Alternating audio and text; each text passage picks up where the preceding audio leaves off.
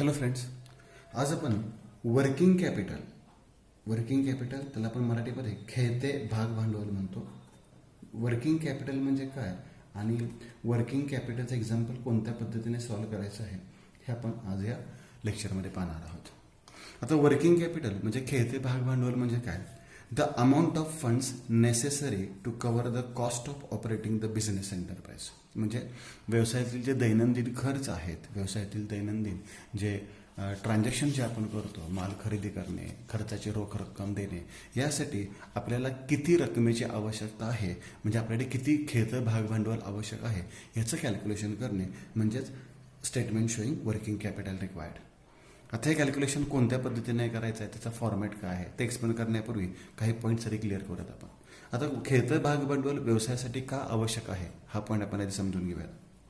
समजा आपण एखाद्या कंपनीची सुरुवात करतोय, कंपनीची स्थापना करतोय आणि आपल्याला माहित आहे जर कंपनी स्थापन करायची असेल तर आपल्याला शेअर कॅपिटल म्हणजे भाग भांडवल उभं करावं लागतं.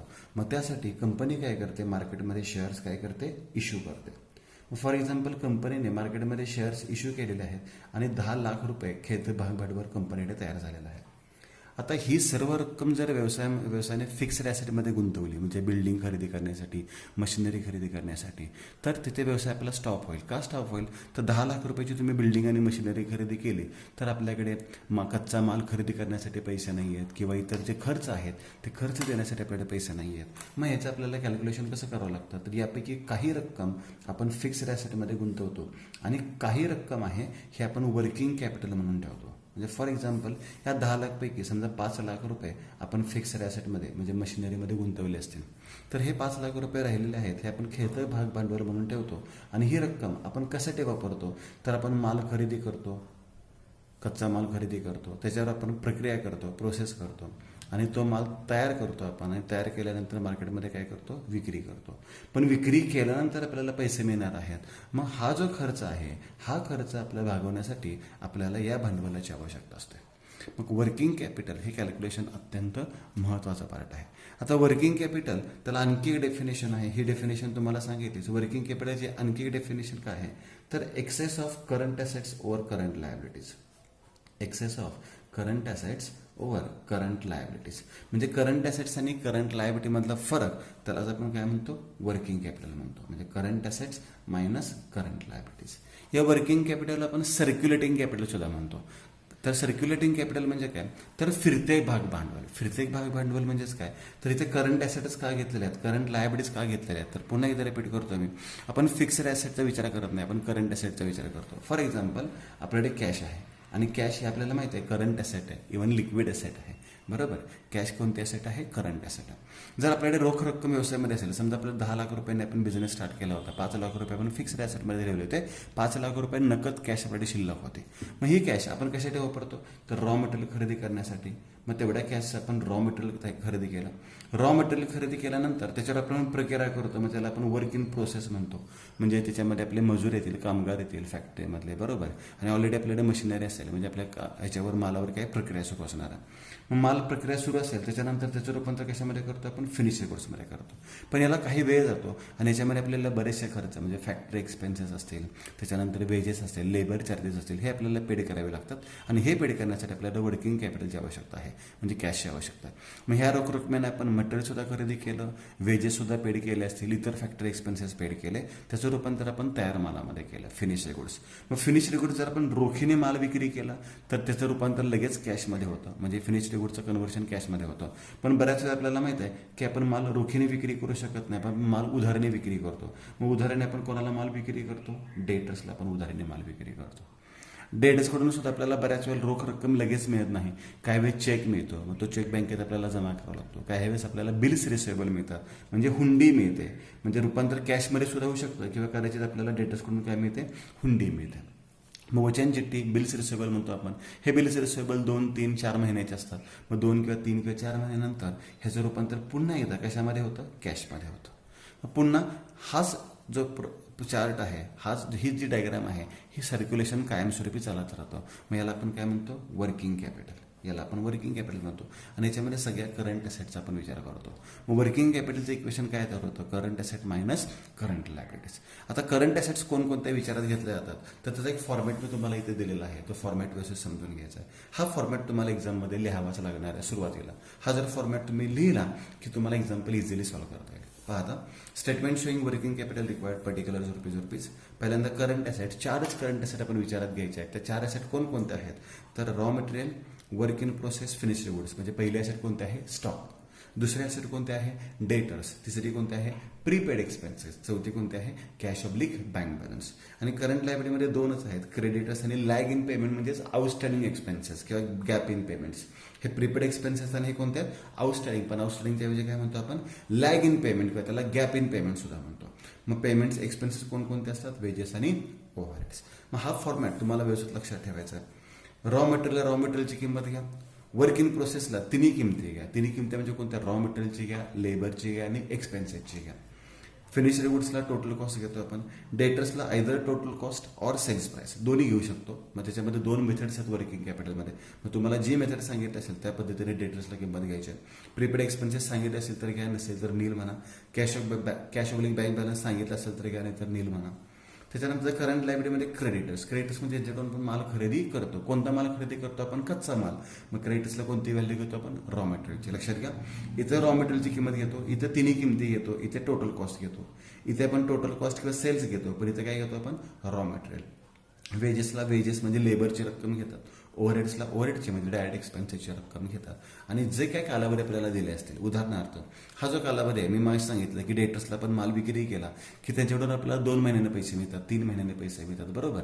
म्हणजे प्रत्येक ठिकाणी आपल्याला काही वेळेस मंथमध्ये कॅल्क्युलेशन दिलेलं असतं. मंथ असतील तर आपल्याला माहिती आहे एका वर्षामध्ये किती महिने असतात? 12.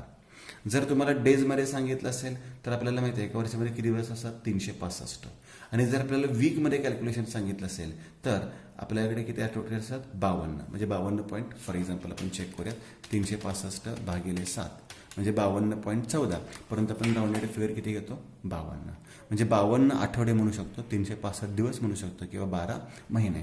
मग तुम्हाला कॅल्क्युलेशन ज्या पद्धतीने सांगितलं असेल, मंथमध्ये असेल तर डिवायडेड बाय 12 करा, डेजमध्ये असेल तर डिवायडेड बाय 365 करा आणि वीकमध्ये असेल तर डिवायडेड बाय 52 करा. नॉर्मली आपल्याला मंथ किंवा वीकमध्ये कॅल्क्युलेशन असतं. डेजमध्ये अगदी रेअर एक्झाम्पलमध्ये कॅल्क्युलेशन असतं. मंथ आणि वीकचा पॉईंट तुम्ही व्यवस्थित लक्षात ठेवा. आता पहिलं एक्झाम्पल आपण याच्यामध्ये सॉल्व्ह करायचं आहे. हे पहिलं एक्झाम्पल मी टेक्स्टबुकमधीलच घेतो. काय एक्झाम्पल आहे? इझी एक्झाम्पल आहे. You are required to prepare a forecast of working capital requirement from the following data. Output 15,600 units per annum. म्हणजे एका वर्षामध्ये किती युनिट तयार होतात? 15,600. मग रॉ मटेरियलसाठी किती खर्च आहे? पर युनिट 6 रुपये. आता मला सांगा, एका युनिटला 6 रुपये खर्च आहे. मग 15,600 युनिटचा खर्च काढायचा असेल तर आपल्याला काय करायला लागेल? 15,600 गुणिले 6.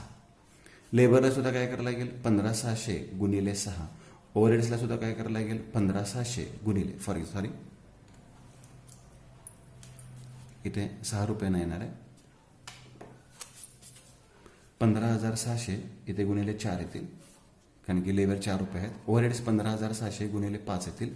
आणि सेलिंग प्राइस आपल्याला टोटल कॉस्ट किती येणार आहे? मग 15,600 गुणिले 15. प्रॉफिट किती येणार आहे? 15,600 गुणिले 3 आणि सेलिंग प्राइस किती येणार आहे? 15,600 गुणिले 8. ही वर्किंग नोट सर्वांनी सर्वप्रथम करून घ्यायची आहे. ही वर्किंग नोट तुम्ही तुमच्या बुकमध्ये व्यवस्थित करायची आहे. 15,600 गुणिले 6 बरोबर 93,600 93,600. 4 बरोबर 62,400. 5 बरोबर 78,000. टोटल 15 बरोबर 2,34,000. 3 बरोबर 46,800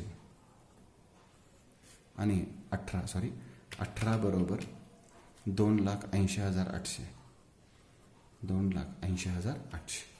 आता हे कॅल्क्युलेशन, ही जी वर्किंग नोट आहे ना, ही वर्किंग नोट सर्वात पहिल्यांदा करून घ्यायची. कुठलं एक्झाम्पल होतं तुम्हाला? पहिल्यांदा काय करायचं? तुम्हाला आउटपुट जे सांगितलेलं आहे त्या आउटपुटनं पर युनिट जे सांगितलं असेल रक्कम त्याला मल्टिप्लिकेशन करायचं. बऱ्याच वेळा तुम्हाला पर युनिट पॉईंटमध्ये देतात किंवा पर्सेंटेजमध्ये देतात, तेव्हा काय करायचं? आउटपुट गुणिले सेल्स प्राईस दिलेले असते त्याचा गुणाकार करायचा आणि मग पर्सेंटेज जे असतील ते मल्टिप्लाय करायचे. या पद्धतीने पहिल्यांदा रॉ मटेरियलची किंमत, लेबरची किंमत, ओव्हरहेडची रक्कम शोधून काढली, टोटल कॉस्ट सुद्धा शोधून काढली. काही वेळेस आपल्याला टोटल कॉस्टपर्यंतच कॅल्क्युलेशन महत्त्वाचं आहे आणि आपल्याला काही वेळ सेलिंग प्राईस पण उपयोगी पडते. आता एक्झाम्पलमध्ये रॉ मटेरियलचा कालावधी सांगितलेला आहे 1 मंथ. बघा, raw materials are kept in stock on an average 1 month. म्हणजे रॉ मटेरियलचा कालावधी 8 आठवडे आहे, 1 मंथ आहे, 1 महिना आहे. Work in process is on an average of 2 week. Work in प्रोसेसचा कालावधी 2 आठवडे सांगितलं आहे, मंथमध्ये नाही आहे. फिनिश्ड गुड्सचा आहे 1.5 month. Credit allowed to debtors is 2 month. Credit allowed to debtors is 2 month. Repeat केलं म्हणून एक वाक्य खोडून टाकलं मी. डेटरचा कालावधी 2 मंथचा आहे. Credit allowed by creditors is 1 month. क्रेडिटरचा कालावधी किती आहे? 1 month. Lag in payment of wages 1 week आणि अलाउ 15% फॉर कॉन्टेंजन्सी. असं एक्झाम्पल दिलेलं आहे. मग एक्झाम्पल दिल्यानंतर पहिल्यांदा तुम्हाला ही वर्किंग नोट करायची आहे. ही वर्किंग नोट तुमची करून झाली की आपल्याकडे हा जो फॉर्मॅट आहे तो फॉर्मॅट व्यवस्थित लक्षात ठेवायचा आहे. पहा, हा फॉर्मॅट आहे आपल्याकडे. या फॉर्मॅटने आता एक्झाम्पल आपण काय करूयात? सॉल्व्ह करूयात. कॅल्क्युलेशन समजून घेऊयात आपण. पहिल्यांदा रॉ मटेरियलचं कॅल्क्युलेशन करतो.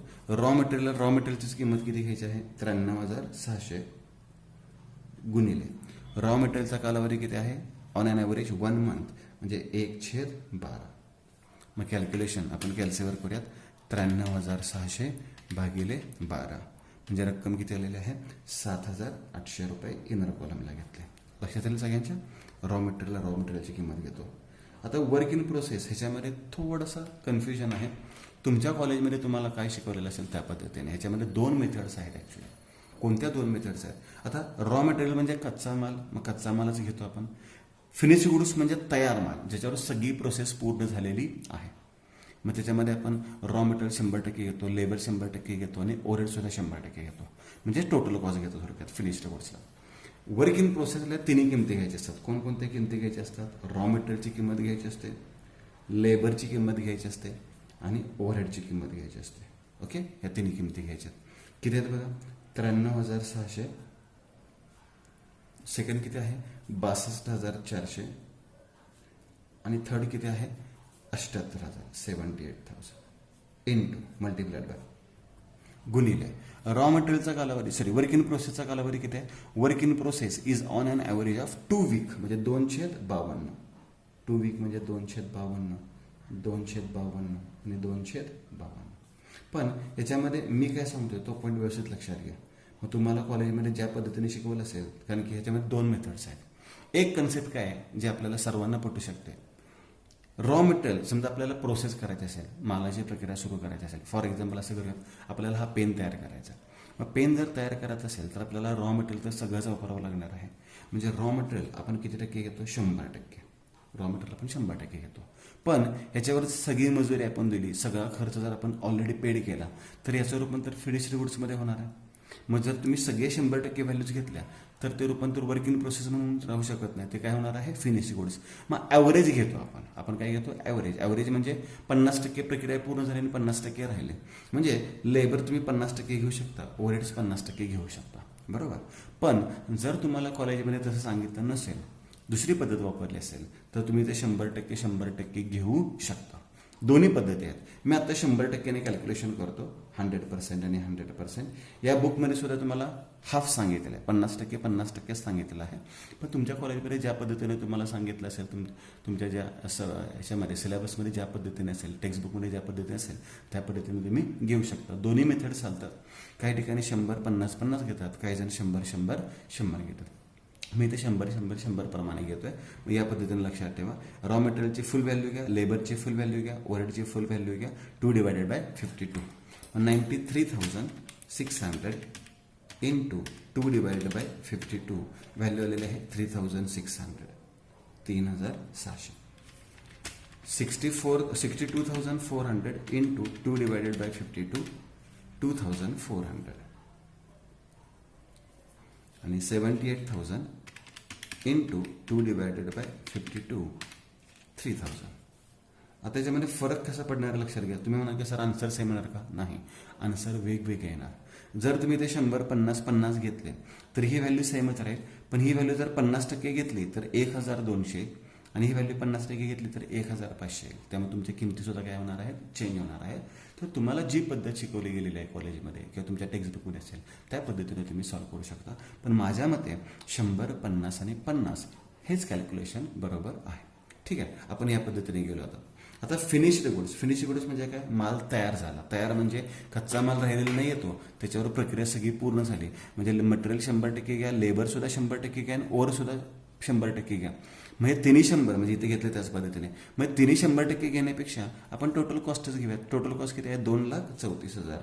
मग 2,34,000, 2,34,000. आणि फिनिश गुडचा कालावधी किती आहे? 1.5 month. 1.5 month. 2,34,000 into 1.5 divided by 12, 29,250, 29,250 झाले. स्टॉकचं कॅल्क्युलेशन संपलं. आता मी परत रिपीट करतो. स्टॉकचं कॅल्क्युलेशन काही जणांचं सेम येईल, पण ज्यांनी 100, 50, 50 घेतलं आहे त्यांचं कॅल्क्युलेशन थोडंसं चेंज होईल. ठीक आहे. मग प्लस 3,000 प्लस 2,400 प्लस 3,600 प्लस 7,800 म्हणजे टोटल स्टॉक किती आलेला आहे? 46,050. म्हणजे इथे मी आउटरला घेतला 46,050. 46,050 ही कशाची रक्कम आली? Amount lock-up in stock. म्हणजे स्टॉकमध्ये आपल्याला किती रक्कम लागणार आहे? 46,050 रुपये लागणार आहे. डेटर्स. आता डेटर्ससाठी पण कोणकोणती किंमत घ्यायची असते हा एक पॉईंट महत्त्वाचा आहे. जर तुम्हाला लक्षात घ्या, त्यामध्ये 2 मेथड्स असतात. तर हे एक्झाम्पल सॉल्व्ह केलं ते अमाऊंट मेथडने सॉल्व्ह केलं आहे. ठीक आहे. तुम्हाला 2 मेथड आहेत, ते मेथडची नावं मी इथे तुम्हाला लिहून देतो. जर तुम्हाला टोटल अमाऊंट मेथडने सांगितलं, तर डेटरसाठी सेलची किंमत घ्या. डेटरसाठी कशाची किंमत घ्या? सेलची किंमत घ्या. आणि जर तुम्हाला टोटल कॉस्टने सांगितलं, मेथडने सांगितलं, तर डेटरसाठी तुम्ही टोटल कॉस्ट घेऊ शकता. काय घेऊ शकता? Total cost. परंतु मॅक्सिमम एक्झाम्पलमध्ये काही सांगितलं नसेल तर टोटल कॉस्टच घेतो आपण. मग इथे तसं काहीच सांगितलं नाही. इथे सांगितलं ॲक्च्युली की बोथ मेथडने सॉल्व्ह करा, पण मी पहिल्यांदा टोटल कॉस्टने घेतो. तुम्ही हवं तर प्रॅक्टिस टोटल अमाऊंट मेथडने सुद्धा करू शकता. जर उदाहरणामध्ये काही सांगितलं नसेल तर टोटल अमाऊंट मेथड घ्यायची आहे, टोटल कॉस्ट मेथड घ्यायची आहे. मग टोटल कॉस्ट मेथड म्हणजेच काय? तर डेटरसाठी सुद्धा 2,34,000 व्हॅल्यू घ्यायची आहे. 2,34,000 इंटू मल्टिप्लाइड बाय. आता बऱ्याच वेळा उदाहरणामध्ये एक ॲडजस्टमेंट देतात कॅश सेलची. कोणती ॲडजस्टमेंट देतात? कॅश सेलची. जर कॅश सेल्स दिले असतील तर ते कॅश सेल्स घ्यायचे नाहीत. फॉर एक्झाम्पल असं सांगितलं की 25% कॅश सेल्स आहेत, तर तुम्ही किती टक्के घ्यायचे आहेत? 75% घ्यायचे आहेत. आणि जर तुम्हाला सांगितलं असेल की 1/4 कॅश सेल्स आहेत, तर तुम्ही किती घ्यायचे? 3/4 घ्यायचे आहेत. 20% कॅश सेल्स सांगितले तर तुम्ही 80% घ्यायचे. हा पॉईंट लक्षात घ्या. इथं कॅश सेलचा कोणताही पॉईंट सांगितलेला नाही आहे, त्यामुळे मी डेटर्ससाठी टोटल कॉस्ट घेतली. आणि क्रेडिट अलाउड टू डेटर्स किती आहेत? 2 मंथ. म्हणजे 2 डिवायडेड बाय 52. 2,34,000 गुणिले 2/52. 2,34,000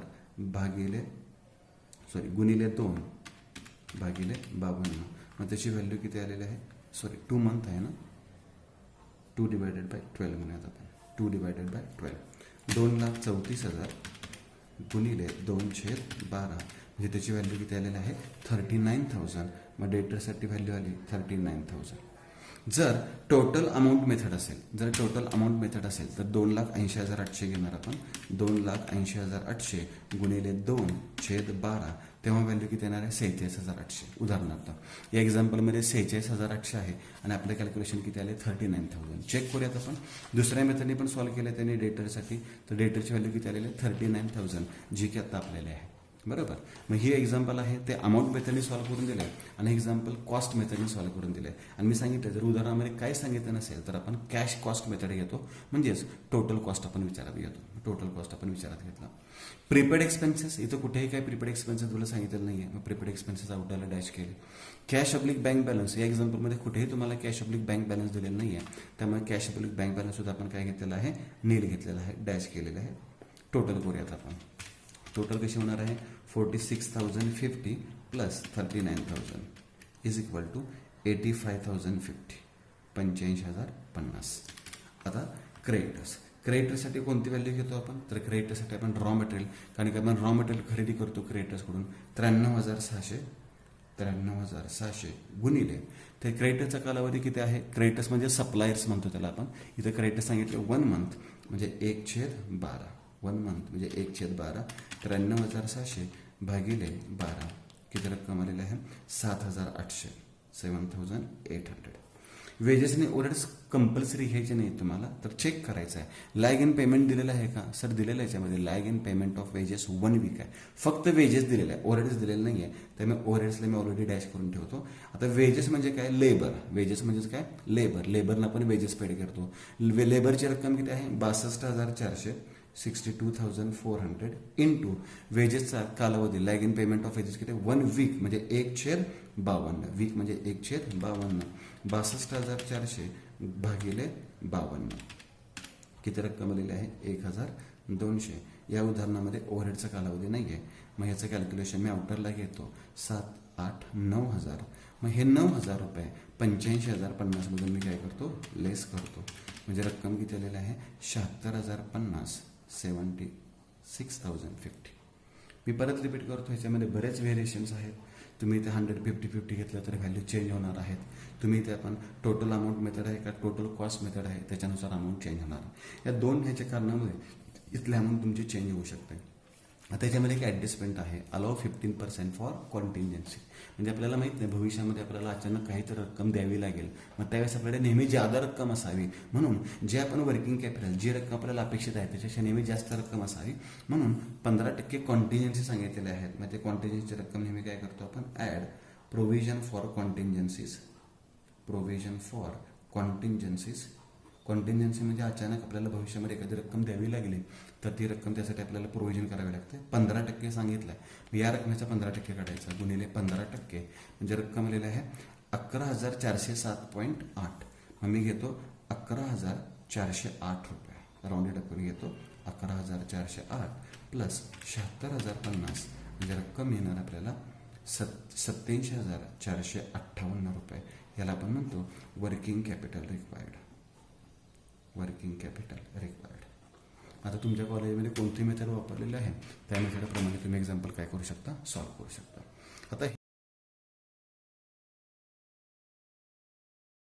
आता हे एक एक्झाम्पल झालं. याच्यापेक्षा एक डिफरंट एक्झाम्पल, वेगळं एक्झाम्पल आहे की ज्याच्यामध्ये तुम्हाला या फॉर्मॅटची गरज पडणार नाही. ते एक्झाम्पल मी आता तुम्हाला काय करून देणार आहे? सॉल्व्ह करून देणार आहे. हे एक्झाम्पल तुम्ही लक्षात ठेवाच. हा फॉर्मॅट तुम्हाला प्रत्येक एक्झाम्पलमध्ये उपयोगी पडेल. परंतु जर तुम्हाला या फॉर्मॅटनुसार एक्झाम्पल नाही दिलं, थोडंसं डिफरंट एक्झाम्पल दिलं तर ते कसं सॉल्व्ह करायचं आहे त्यासाठी मी पहिलं एक्झाम्पल घेतो. अमाऊंट मेथड सांगितलेले आहे.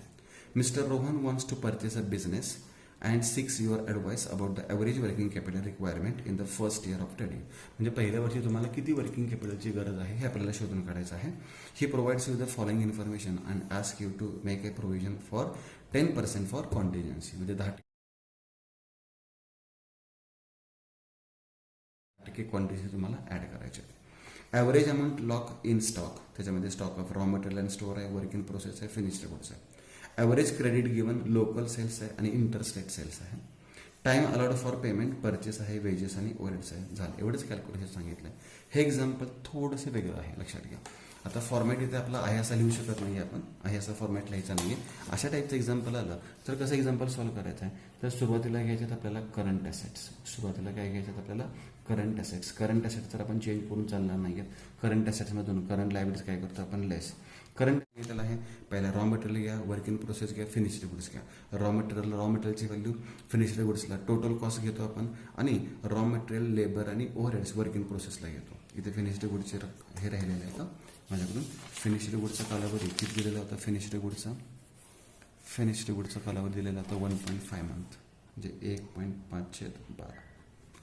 ठीक, या पद्धतीने आता सॉल्व्ह करूयात. आता स्टॉक इथे काय सांगितलं? Stock of raw material and store म्हणजे ए स्टॉक ऑफ रॉ मटेरियल. आणि इथे तुम्हाला कोणतंही कॅल्क्युलेशन सांगितलेलं नाही आहे, बरोबर. इथे तुम्हाला कोणताही मंथ दिलेलं नाही आहे, वीक दिलेलं नाही आहे. मग ही रक्कम तुम्ही ॲज इट इज घेऊ शकता. 15,000, 15,000. खूप सोपं एक्झाम्पल आहे. बी वर्क इन प्रोसेस किती सांगितलेलं आहे? 6,000. वर्क इन प्रोसेसची व्हॅल्यू दिलेली आहे 6,000. कॅल्क्युलेशन कोणतंही नाही आहे, बरोबर. कॅल्क्युलेशन कोणतंही नाही आहे, याच्यामध्ये कालावधी काही दिलेली नाही आहे. आणि स्टॉक ऑफ फिनिश्ड गुड्स म्हणजे सी फिनिश्ड गुड्स. मी शॉर्टकट वापरतो, तुम्ही फुल फॉर्म करा. फिनिश्ड गुड्स किती आहे? 12,000 रुपीज. झालं, एवढंच कॅल्क्युलेशन आहे. मग 10, 20, 31, 33 किती रक्कम आली स्टॉकची? 33,000. स्टॉकची रक्कम आली 33,000. स्टॉक नंतर सेकंड आयटम कोणता घेतो आपण? डेटर्स. डेटर्स म्हणजे ज्यांना आपण माल विक्री करतो. आता इथे विक्री दोन प्रकारची आहे, लोकल सेल्स आणि इंटरस्टेट सेल्स आहे. मग ह्याच्यामध्ये पहिला पॉईंट घेतो मी लोकल सेल्स. लोकल सेल्स याच्यामध्ये कॅल्क्युलेशन दिले बघा. लोकल सेल्सची व्हॅल्यू किती आहे? 2,08,000 आहे, परंतु 2 वीकचं क्रेडिट आहे ना. मग 2,08,000 इंटू 2 डिवायडेड बाय 52. वीक म्हणजेच काय करणार आपण? 2 divided by 52. 2,08,000 into 2 divided by 52 म्हणजे व्हॅल्यू किती आलेली आहे? 8,000 रुपीज लोकल सेलची व्हॅल्यू आली. आणि इंटरस्टेट सेलची व्हॅल्यू किती दिलेली आहे? इंटरस्टेट सेल दिलेला आहे 2,60,000 इंटू त्याचा कालावधी किती दिलेला आहे आपल्याला? 6 वीक. 6 वीक म्हणजे 6/52. मग 2,60,000 इंटू 6 डिवायडेड बाय 52 म्हणजे व्हॅल्यू किती आलेली आहे? 30,000. 30,000 रुपये. म्हणजे डेटरसाठी व्हॅल्यू किती आलेली आहे? 38,000. डेटरची व्हॅल्यू आली 38,000. Number 3 prepaid expenses. आता या उदाहरणामध्ये प्रीपेड एक्सपेन्सेस नाही आहेत. आणि number 4 cash oblique bank balance. Cash oblique bank balance सुद्धा मला वाटतं कुठेही दिलेला नाही. म्हणजे या उत्तरला काय केलं? डॅश. याची टोटल केली आपण 38,000 38 प्लस 33 71,000 करंट ॲसेट्स आल्या. आता लेस यातून काय लेस करतो आपण? Number 2 current liabilities. Number 2 current लायबिलिटीजमध्ये पहिला आयटम कोणता येतो? क्रेडिटर्स. आता इथे क्रेडिटर्स नावाने दिलेलं नाही आहे, टाईम अलाउड फॉर पेमेंट दिलं आहे. मग क्रेडिटर्स मी घेत नाही आहे. नंबर 2 देतो lag in payment. Time allowed for payment म्हणजेच लॅग इन पेमेंट, त्याला गॅप इन पेमेंट म्हणतो. मग लॅग इन पेमेंट किती आहे? For purchases 2 months credit. Actually हा फॉर परचेस तुम्ही क्रेडिटर्समध्ये लिहिला तरी चालू शकतो, पण इथे लॅग इन पेमेंट म्हणून टाईम अलाउड फॉर पेमेंट सांगितलं म्हणून पेमेंटच्या लिस्टमध्ये घेतो. मग इथे लिहिलं मी ए फॉर परचेसेस किंवा त्याला आपण क्रेडिटर्स म्हणू शकतो. फॉर परचेसेस 1,95,000 1,95,000 गुणिले 2 मंथ्स क्रेडिट आहे म्हणजे 2/12. त्याच्यानंतर बी फॉर वेजेस. मग वेजेसचं कॅल्क्युलेशन कसं करायचं आहे? वेजेस 78,000 आहेत 78,000 इंटू याचा कालावधी किती आहे? 1 वीक म्हणजे 1/52 आहे. आणि सी ओव्हरहेड्सचे कॅल्क्युलेशन कसं आहे? 12,000 आणि 1 मंथ क्रेडिट आहे. 12,000 इंटू 1 डिवायडेड बाय 12. लक्षात घ्या, जर मंथ असेल तर डिवायडेड बाय 12 करा आणि वीक असेल तर डिवायडेड बाय काय करा? 52 करा. करूयात कॅल्क्युलेशन आता. 1,95,000 इंटू 2 डिवायडेड बाय 12 म्हणजे व्हॅल्यू किती आलेली आहे? 32,500. 78,000 डिवायडेड बाय 52 म्हणजे त्याची व्हॅल्यू किती आली आहे? 1,500. आणि 12,000 डिवायडेड बाय 12 त्याची व्हॅल्यू किती आलेली आहे? 1,000 झाल्या. करंट लायबिलिटीज संपल्या, त्याची टोटल आउटरला घेऊयात आपण. प्लस 1,500 प्लस 32,500 म्हणजे व्हॅल्यू किती आलेली आहे? 35,000 म्हणजे बॅलन्सिंग फिगर 36,000.